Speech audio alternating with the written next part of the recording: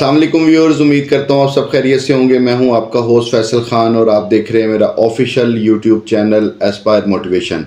अगर तो आप मेरे चैनल पे नए हैं या मेरी वीडियो पहली दफ़ा देख रहे हैं तो मेरे चैनल को सब्सक्राइब करें और नीचे दिए गए बेल आइकन पर क्लिक करें ताकि मेरी तमाम आने वाली वीडियो की नोटिफिकेशन आपको बर वक्त हासिल हो सके।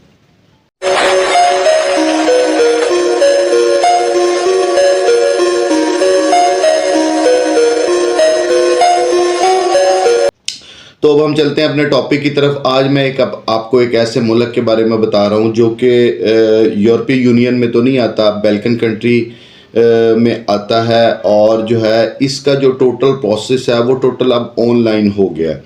मतलब आप अपने घर बैठे ही इसका वीज़ा अप्लाई कर सकते हैं। आपको कहीं जाने की ज़रूरत नहीं, किसी एजेंट के पास जाने की ज़रूरत नहीं, किसी भी कंसल्टेंट के पास जाने की ज़रूरत नहीं। अगर तो आप ख़ुद अप्लाई कर सकते हैं तो इसका वीज़ा आप घर बैठे खुद अप्लाई कर सकते हैं। और अगर इस मुल्क के बॉर्डर्स की बात करें तो ये बॉर्डर जो है Romania, Bulgaria, Kosovo, Bosnia, Croatia और हंगरी के साथ अपना बॉर्डर शेयर करता है।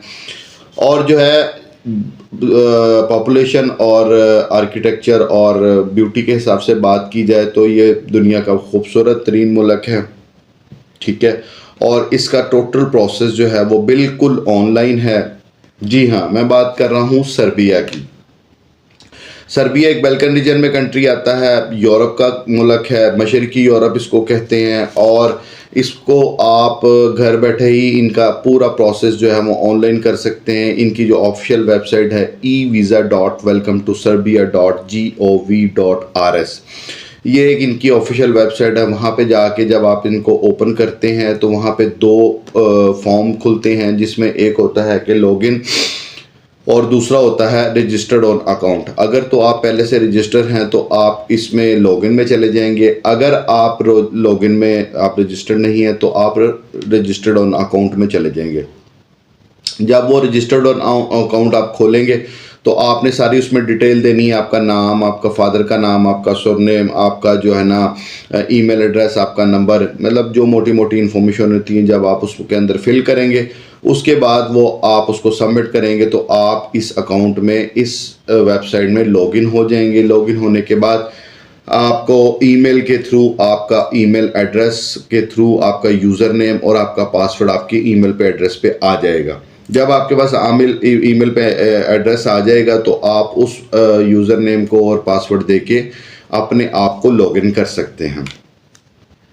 अब जब लॉगिन कर लेंगे तो उसमें आपको फिर डॉक्यूमेंट्स की ज़रूरत पड़ेगी। जब आपने पहले वीज़ा अप्लाई करना है तो वीज़ा अप्लाई करने के लिए जिन जिन डॉक्यूमेंट्स की ज़रूरत है वो मैं आपको बता देता हूँ।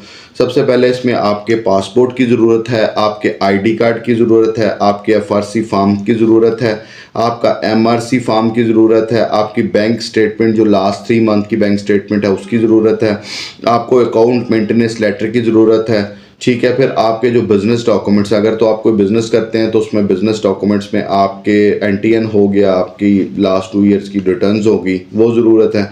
अगर आप जॉब करते हैं तो लास्ट 3 मंथ की आपकी सैलरी स्लिप चाहिए। उसके बाद आपको एक ट्रैवल प्लान बनाना है जिसमें आपने ये डे बाय डे को बताना है कि जी मैंने अगर 10 दिन के लिए रहना है तो मैंने डे बाय डे के हिसाब से कैसे रहना है, कौन कौन से दिन क्या क्या करना है, किस रेस्टोरेंट में जाना है और क्या खाना पीना खाना है, ये सारी चीज़ें आपने। और उसके बाद आपकी होटल बुकिंग चाहिए होगी और उसके बाद आपकी एक ट्रैवल टिकट चाहिए होगी। तो ये सारे डॉक्यूमेंट्स चाहिए होंगे जब भी आपने सर्बिया का वीज़ा अप्लाई करना है। अब वीज़ा अप्लाई करने के 6 स्टेप्स हैं। नंबर 1, जो जब आप वीज़ा अप्लाई करेंगे तो उसमें 6 स्टेप्स होंगे। 6 steps, step 1, step 2, step 3, step 4, step 5, step 6।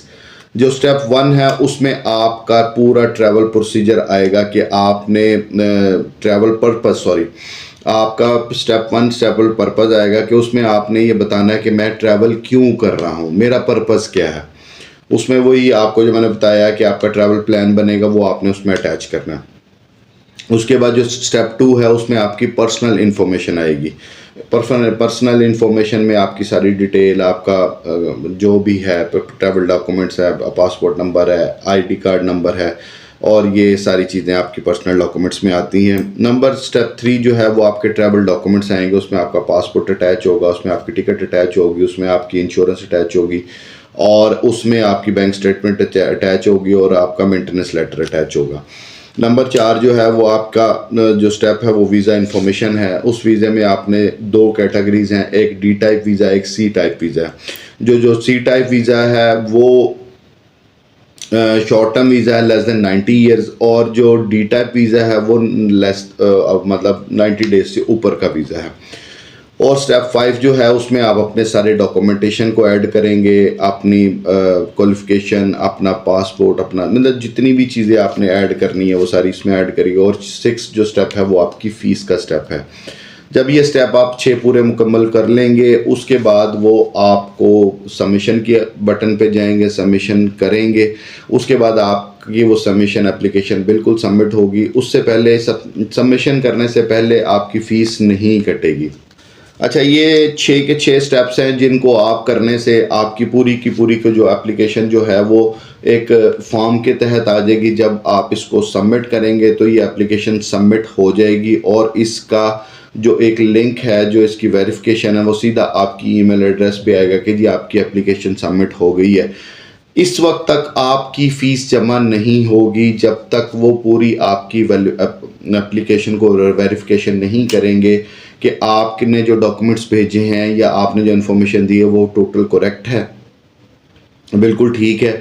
अगर तो वो एप्लीकेशन बिल्कुल ठीक होगी और आपकी कोई भी मतलब ऑब्जेक्शन नहीं है, देन वो आपको एक लिंक भेजेंगे आपके ईमेल एड्रेस पे कि भाई अब आपकी एप्लीकेशन सबमिशन के लिए तैयार है, हमने सारी वेरिफिकेशन कर ली है, अब आप एप्लीकेशन सबमिट कर सकते हैं। फिर आप उस लिंक को खोलेंगे, उस लिंक के ऊपर आपकी फ़ीस को उसका सारा एक स्ट्रक्चर आ रहा होगा, वहाँ पे आप अपना कार्ड एंटर करेंगे, जो भी आपका वीज़ा कार्ड है या मास्टर कार्ड है, सिर्फ उस कार्ड को एंटर करेंगे।